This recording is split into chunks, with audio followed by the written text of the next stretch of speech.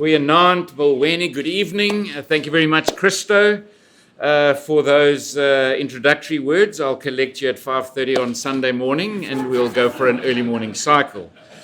I'm sure Guido and Jan will join us as well, so we'll get a whole party together. But, Chair, Elita, thank you very much for this invitation and honor to be able to speak here tonight. Before I do a few of these protocols, I must say that I think the photograph on the front here is amazing. And so very well chosen, so apt. Those four faces say so much about our democracy and our constitution and the start of this real free country called South Africa. I would also like to say that I'm normally not a protocol person, but Mrs. de Klerk, thank you very much. Christo, thank you. Barbara Barrett, really good to have you here. I'm sorry that I can't join you tomorrow to listen to what you are going to say, but that sounds like it will be really interesting. I must also say that I'm looking at the time and it's now 16 minutes past 5 o'clock. But I was quite amazed, Christo, when you started, you actually started at 16:21 when it says on the program 16:30. And I was wondering why you were so kort en krachtig. Because I was wondering if it had something to do with the green and gold a little bit later. But he managed to keep us ahead of time, but he hasn't kept us ahead of time in this program, and now he's introduced a politician. So I think the chances are slim that we're going to go and see this the rugby, at least the kickoff. But it is an honor to be here. I must say that, Dave, when you were going through that history of our great country, it was actually amazing to listen to those stories again, understanding where we'd come from and where we are today. And sometimes we do think, as in your words, we do think that jeepers, we've had a difficult time in the last few years. But if you just think back to that time, it was a really tough time in our country. And sanity prevailed, and cool heads and strong leadership helped us through that time. And of course, as we celebrate 25 years of the F.W. de Klerk Foundation, F.W. de Klerk, one of those leaders that helped us through this amazing transition of ours. But I couldn't help it when you were showing some of those photographs, and there was a photograph of Tata Madiba standing on the balcony at the City Hall on the 11th of February when he made that speech. And I had the honor and privilege of commissioning the statue that actually stands on that balcony, and going through the history and specifically of that day and looking at that photograph, what really stood out for me, I'm not sure if you know, but the glasses that he was wearing were not his glasses. They were Winnie's glasses because he'd lost his glasses. Something else that you might not know is the trip when he left the prison to come to the Grand Parade, he disappeared. They lost him. Whitey Jacobs was his driver, and they lost him. And you know what he did? He took a detour and he went to the home of one of his captors, one of his prison warders, to go and talk to the prison warder's son about telling him that the stories that he's heard that he's not going to finish school is unacceptable and he's got to go to university. And Mandela said, "You go to university and I will pay for it." How's that for the man on his way to go and make that speech? So I thought I'll just add that little bit to our stories today. But my speech is about our constitutional democracy, a reality for everyone. I want to change that slightly and say our constitutional democracy, a reality, but also hope and truth and trust for everyone. Because it's our constitution that's the guardrail of our democracy. And that's really what we're recognizing in this space and in this process. And congratulations on the launch of the center. I hope that not only the center is a place where visitors and tourists will come, but also constitutionalists will come. People will come and talk about our Constitution. And I will talk today about maybe one or two of the changes that I think we should bring about in our Constitution. You know, a Constitution is not a perfect document. It is a living document. Just like our democracy is also a living entity. The ancient Greeks are said to be the origins and the forefathers of our democracy. And so the San Marino Constitution is said to have come from 1600, the USA Constitution from 1788, the Netherlands Constitution from 1814, Norway from 1814, and so it goes on. The longest constitution in the world is the constitution in India. It has 448 articles, 22 parts, and 12 schedules. I'm very grateful to the architects of our Constitution that we didn't go that far. But of course, as you've just heard in this journey, our Constitution came into effect on the 4th of February 1997.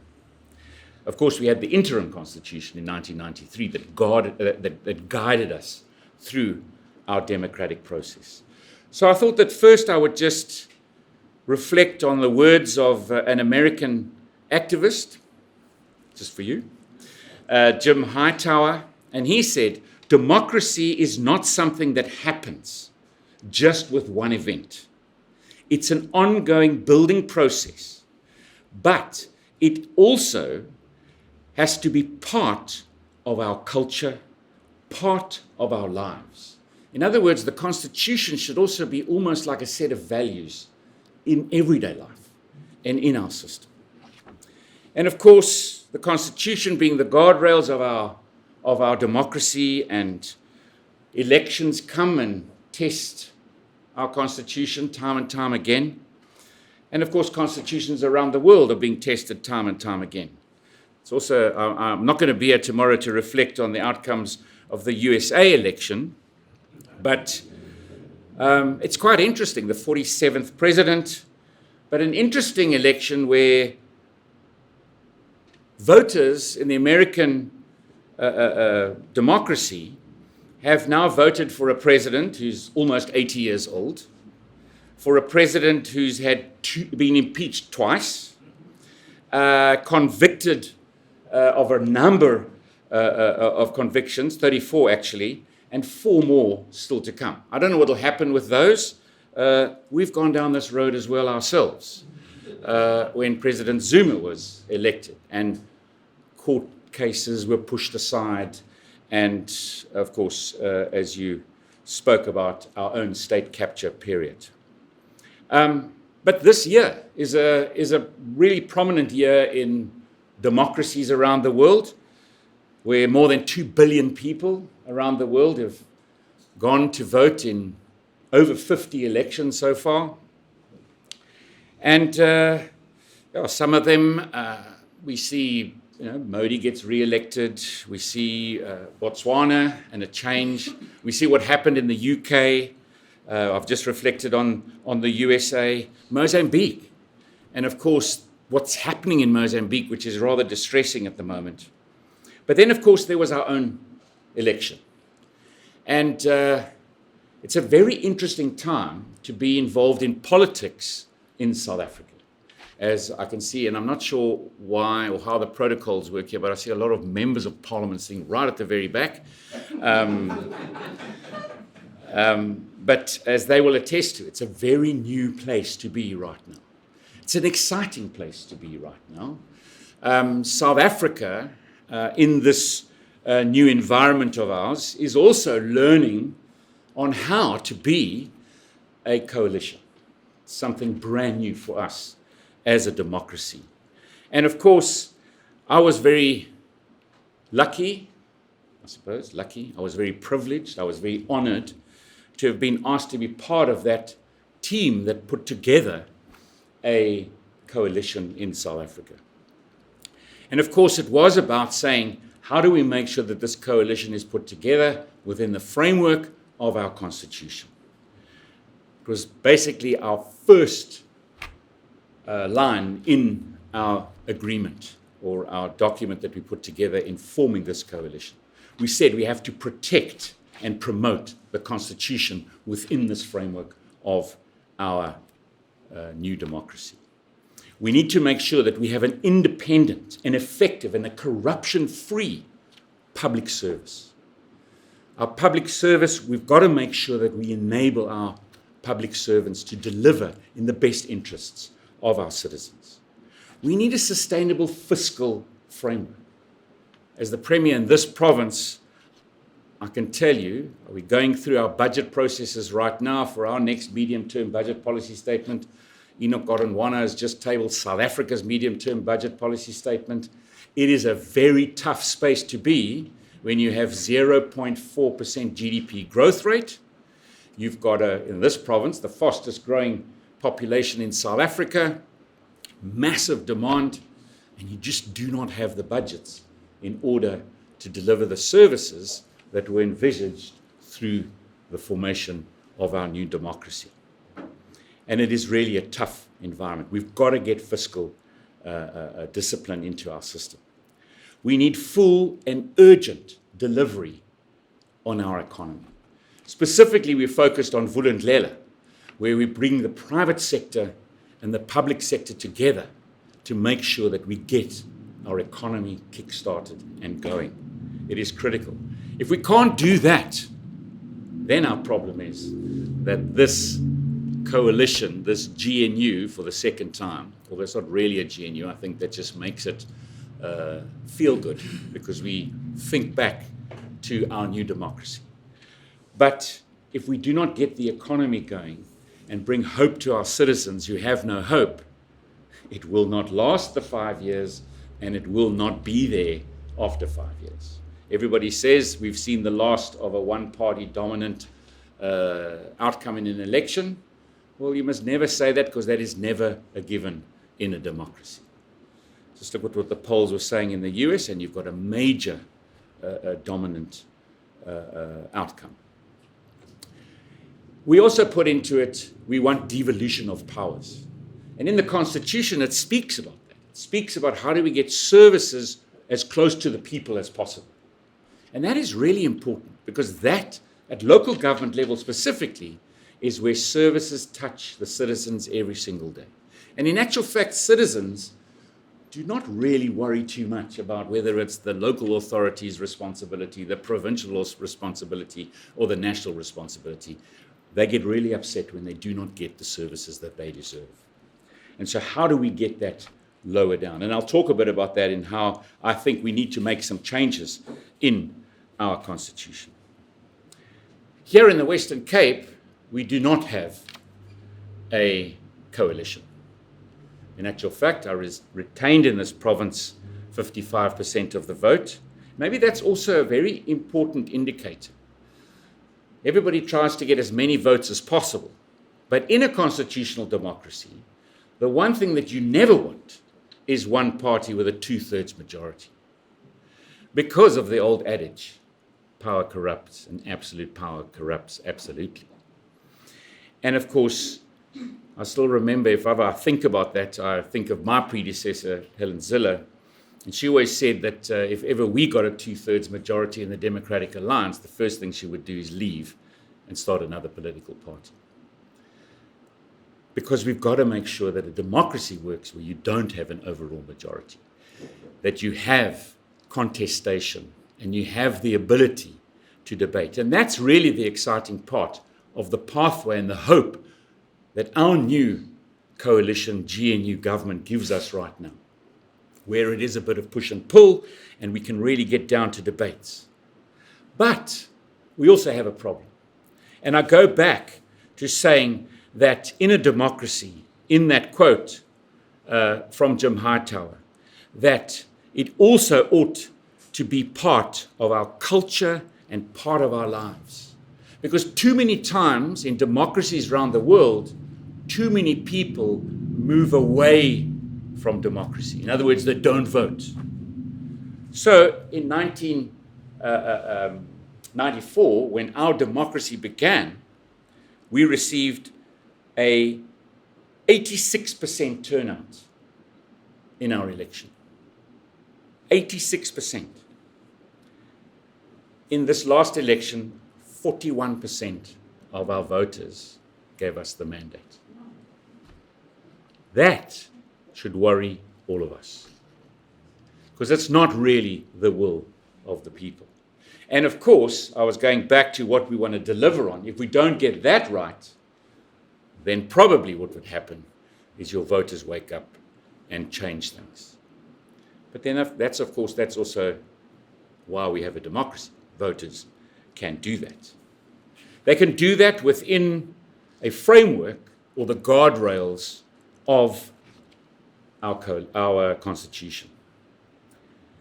I think about these elections around the world, and what our mandate is now from the voters right now. I believe it is getting that economy going. If we do not give the unemployed jobs in this country in the next few years, that is going to be the demise of this country. That will push us over the edge. But it's interesting that I spoke about what was happening on the other side of the world and the new leader in the USA. But I also think about the new leader of the opposition in our government, who himself has also been impeached. I also think about those two individuals, and in actual fact, the threat to constitutionality, because both of them are making comments like changing or limiting human rights. Especially I think about women's rights. I think about the abolition of certain pieces of legislation, and even the threats to make changes to the Constitution that don't make sense, that remove powers and change the guardrails and the protection of fragile democracies that's got to go and see a long term into the future. I think about the Constitution and our current environment we find ourselves in, and this organization at 25 years old, but our democracy at 30 years old. And what is the next 25 years of this space? What role are you going to play? And how can you influence positive change to our democracy, positive change to our Constitution, and not negative to where those risks that I've just highlighted. I think about that honor that I had to serve in a team that met with the ANC and the Democratic Alliance to start that process of forming a government. We had 14 days in which to form a government. If you think about coalitions formed in other parts of the world, sometimes it takes them 100 days and longer to form a government. And here I think we definitely need an amendment to our Constitution. We need to enable the formation of coalitions. Because in 14 days, you cannot have the policy discussion. You cannot agree to foreign policy, to economic policy. You cannot get to agree to those areas where you actually disagree, where your manifestos and your philosophies of your political parties differ. Because those take proper, in-depth conversations in where you've got to decide what you will agree to or what you will disagree. And in the interests of the citizens of your country, you will put those disagreements aside, you will agree to disagree, and hopefully find a framework in which you can still move forward with the majority of areas that you find commonality. So I believe that we should change that, first of all, in our Constitution. We need to have a debate on how long we should leave it. I don't think we should leave it as open-ended. Should it be 100 days? Should it be 50 days? It just shouldn't be 14 days. It should give you some more time. Because the problem right now in the GNU is in those policy differential spaces, like foreign policy, you can see this is where the tests are coming out now. So the president will say one thing, and the leader in the DA will say the opposite. Or a minister will do one thing and a minister in the DA will do the opposite, or perhaps in one of the other political parties, because we haven't found each other on those policies. I also think that another area that we have to look at changing our constitution is specifically, it's called Section 139. It's where interventions in local government can take place. At the moment, we have a plethora of local governments that are failing the citizens of that municipality, failing them dismally. And Section 139 in the Constitution, which was obviously well thought out, but we didn't go far enough. We understood that in different spheres of government, when there's failure in a local government sphere, you expect a province to be able to step in. That's 139. And of course, if a province fails to step in, you can also, as part of 139, a national government can also step in. The problem is we are three separate spheres of government, and the courts are very protective of our democracy and our constitution. And if a government in a province wants to take the powers away of a democratically elected municipality, you've got to be able to really tick all of the boxes. And if that municipality discounts the allegations and the documents, the courts almost every single time defer back to the outcome of the democracy and say, you need to have more proof, you need to enable it in a different way. And I think we have to change that. We have to build triggers into the system. If you get a failed audit, perhaps for the second time, a qualification, and you have not shown your ability to rectify it, automatically you get a financial intervention from a provincial treasury. If that treasury fails, national treasury. And so you can build triggers in. We need to have that debate in our constitution around our municipalities. And perhaps our provinces as well. When a province fails, what happens and how does a national government intervene? But this brings me to the third point on interventions. We've got 139 when a municipality fails. We've got when a province fails. What happens when a national government fails? That was not written into the Constitution. And at the moment in this province, we really are battling with failure of policing and the criminal justice system in bringing down the murder rate in this province of 4,000 people every single year. It is just beyond comprehension that that cannot change. And there's no capability of forcing an intervention. You can only, at the moment, under Section 99, request devolutions and assignments.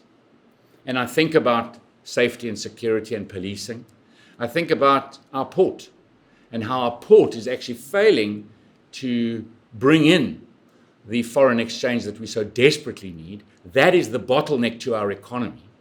And there's no way of intervention when failure happens.